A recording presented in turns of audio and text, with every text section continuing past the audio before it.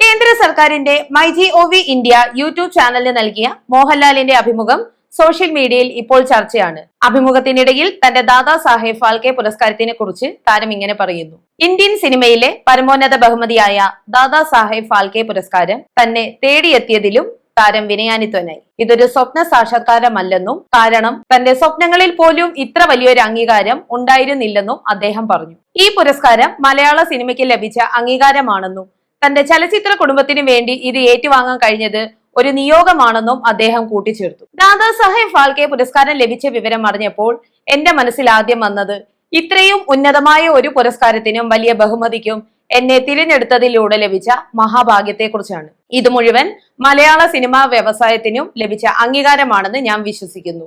എന്റെ ചലച്ചിത്ര കുടുംബത്തിന് വേണ്ടി ഈ പുരസ്കാരം ഏറ്റുവാങ്ങാൻ എനിക്ക് ലഭിച്ച അവസരം ഒരു നിയോഗം മാത്രമാണ്. എന്റെ സ്വപ്നങ്ങളിൽ പോലും ഞാൻ ഇതൊരിക്കലും കണ്ടിരുന്നില്ല. അതുകൊണ്ട് തന്നെ ഇതൊരു സ്വപ്ന സാക്ഷാത്കാരം എന്നെനിക്ക് പറയാനാവില്ല. ഇത് സ്വപ്നങ്ങൾക്കും അപ്പുറത്തുള്ള ഒന്നാണ്.